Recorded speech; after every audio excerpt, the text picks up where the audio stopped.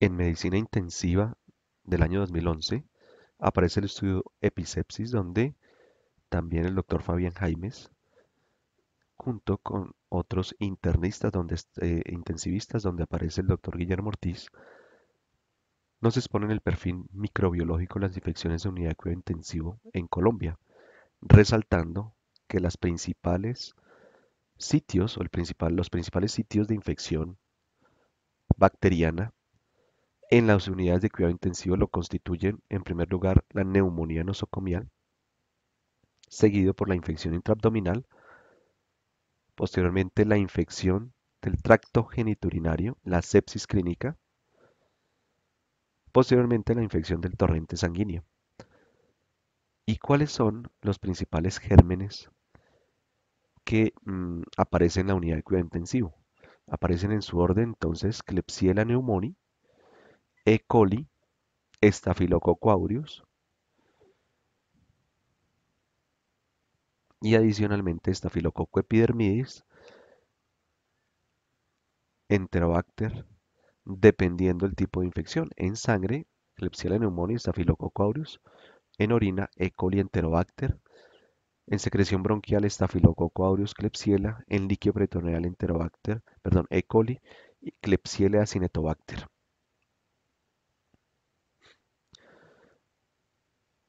Adicionalmente, el doctor Cortés del grupo Grevo, en el Journal Brasilero de Enfermedades Infecciosas, en el año 2013, nos muestra los aislamientos microbiológicos en pacientes con bacteremia en las unidades de cuidado intensivo en Colombia, donde aparecen principalmente el estafilococo coagulasa negativo, el estafilococo aureus, la Klebsiella pneumoniae, la Escherichia coli, el Acinetobacter baumannii, la Pseudomonas aeruginosa, el Enterobacter cloace, el Enterococo fecalis, Serratia marcescens y la Klebsiella ossitoca. Principalmente estafilo y Klebsiella pneumoniae. Aquí vemos la progresión de la Klebsiella pneumoniae y de la E. coli a Cinetobacter baumannii como gérmenes gram negativos principales y que producen rápidamente resistencia. Aquí está precisamente el porcentaje de resistencia año a año y cómo este ha aumentado principalmente para imipenem, por ejemplo, ampicilina subactam e inclusive la misma ceftazidima. Este año en Virulence nos mencionan acerca de los criterios diagnósticos para sepsis e incluyen variables no solamente de taquipnea, fiebre, taquicardia y adicionalmente leucocitosis, sino todos los que habíamos mencionado en la anterior presentación, donde mencionamos, por ejemplo, la presencia de edema, la presencia de proteína C, por ejemplo, la misma procalcitonina que cada vez más se está utilizando adicionalmente, y son clasificados por variables de hipoperfusión sanguínea, variables de disfunción orgánica, variables de hemodinamia, y finalmente los principales que mencionan ellos son hipotensión, el aumento del lactato, la disminución del gasto urinario, el daño ventilatorio determinado por la relación presión arterial de oxígeno sobre fracción inspirada de oxígeno menor de 250, creatinina mayor de 2, bilirrubina mayor de 2, conteo plaquetario mayor de 100.000 y una coagulopatía con INR en 1.5 o mayor. Y esto es, de acuerdo con el Critical Care Clinics de 2006, la cinética de varios marcadores durante los procesos inflamatorios después de una endotoxinemia. Entonces, principalmente interleuquina 6, factor de necrosis tumoral, y adicionalmente las proteínas de unión y la proteína C, etcétera, que se va aumentando. Entonces aquí aparecen todos la respuesta específica frente a la sepsis y cómo se aumentan citoquinas, proteínas de unión, adicionalmente proteínas de tipo procalcitonina, como aparece acá, la misma PCR, y entonces no es costosa, por ejemplo, la PCR y cómo nos puede servir para eh, el diagnóstico, pero existen diferentes desventajas, por ejemplo, la baja especificidad. La proteína C, la procalcitonina, donde tiene una adecuada respuesta a la infección de manera específica, pero es poco sensible para infecciones locales, altamente específica para sepsis severa y choque séptico cuando hay una manifestación de SIRS adecuada. Entonces existen diferentes protocolos para la evaluación de la sepsis, donde el uso de esta herramienta es opcional para evaluar los pacientes con sepsis severa en el departamento de urgencias y en la unidad de cuidado intensivo. Entonces el paciente tiene historia sugestiva de una nueva infección, entonces uno puede marcar y al final sí o no. eh, Hay uno, dos o más de los siguientes signos y síntomas que presenta el paciente y así sucesivamente se va preguntando de acuerdo con el tipo de respuesta que tenga el paciente. ¿Cuáles son las perspectivas terapéuticas? Ya adentrándonos un poco a la parte terapéutica. Entonces, estos son los pilares del tratamiento básico en sepsis. Tratar la infección, tratar la hipoperfusión y evitar el fallo orgánico. Una de las guías principales aparece el Surviving Sepsis. Esta es la última publicación del año pasado, del año 2013, en Surviving, donde nos mencionan diferentes metodologías para tratar de disminuir el daño multiorgánico en estos pacientes. Uno de los principales es la terapia temprana en sepsis, que se debe hacer durante las primeras horas, primera hora en sepsis y primeras 6 horas, de tal manera que se hace una evaluación clínica, se mide una serie de laboratorios y se hace un manejo específico de estos pacientes. Se hace un protocolo conocido como protocolo de Rivers que aparece en New England Journal of Medicine en el año 2002, donde se administran fluidos, o sea, se hace una adecuada hidratación del paciente.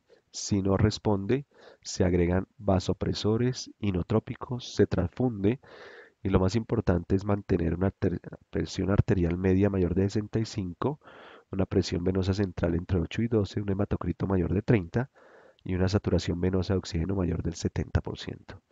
Eso es lo que necesitamos, digamos, desde el punto de vista del manejo inicial. Identificar si hay SIRS, si se identifica signos de infección, obviamente policultivar a este tipo de pacientes, se agrega un antibiótico amplio espectro y se considera si el paciente tiene más de dos órganos en falla, la hidrocortisona. Entonces, ¿qué hemos visto? Líquidos, vasopresores, transfusión, considerar antibióticos de amplio espectro, hidrocortisona y si hay un daño adicional, pues drenar. Por ejemplo, si hay un absceso, si hay un empiema, si hay colecistitis, si hay obstrucción urinaria, si hay peritonitis, entonces realizar y debridar o extraer lo que sea necesario para evitar el daño multiorgánico.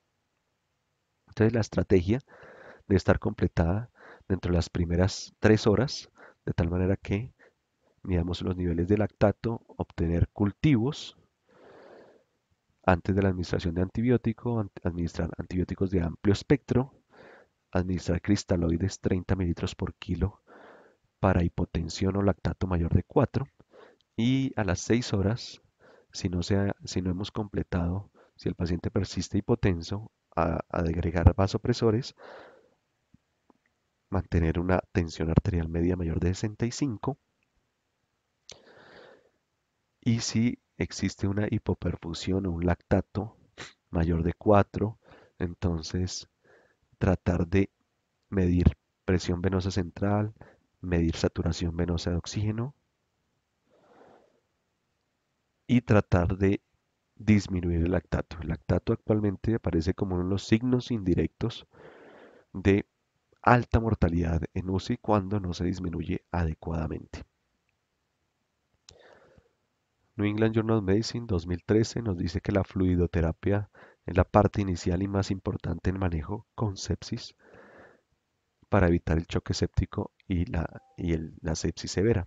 De tal manera que existe un eh, equilibrio entre una glicocálix saludable y unas proteínas plasmáticas, esto es la célula endotelial y un glicocálix, que en sepsis se va perdiendo paulatinamente y hace que las proteínas plasmáticas puedan pasar libremente y con una adecuada fluidoterapia yo renuevo nuevamente este glicocálix y mantengo con una adecuada perfusión a mi paciente. Un antibiótico amplio espectro, ya hemos visto que es mejor utilizar mezclas, o sea, politerapia en lugar de monoterapia, y todos los estudios nos dicen y van a favor de mantener una combinación de antibióticos.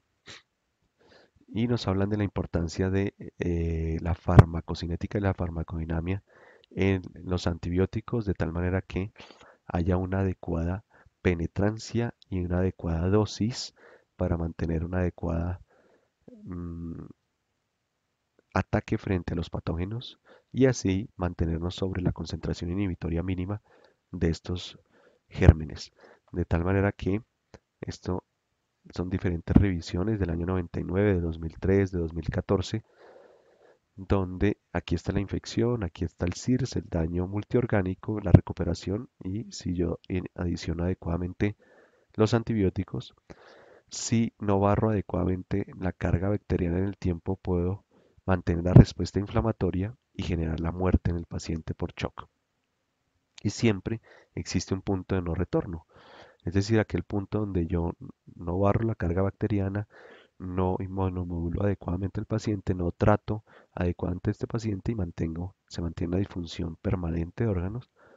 Y este es el punto de no retorno para la muerte de un paciente. Lo ideal es iniciar tempranamente una terapia y disminuir toda esa respuesta inflamatoria y tempranamente la inmunomodulación, de tal manera que yo disminuya esa respuesta inflamatoria, debido a que muchos gérmenes ya son resistentes. Aquí están los diferentes tipos de resistencia bacteriana: pérdida de las porinas, beta-lactamasas, sobreexpresión de membranas de flujo, y tengo demasiadas gérmenes multiresistentes: E. coli, Klebsiella, Pseudomonas, Acinetobacter, donde ya me toca utilizar polimixina, colistina, digeciclina, los mismos carbapenémicos para su utilización. Y entonces esto es el resultado de un paciente que, a pesar de darle todo el tratamiento con medicamentos, necesitamos inmunomodularlo por el porque se disparan toda esta respuesta inflamatoria y quiero al final manejar su sepsis. Y en este momento vamos a empezar el tema de la inmunoterapia, específicamente de pentaglobin.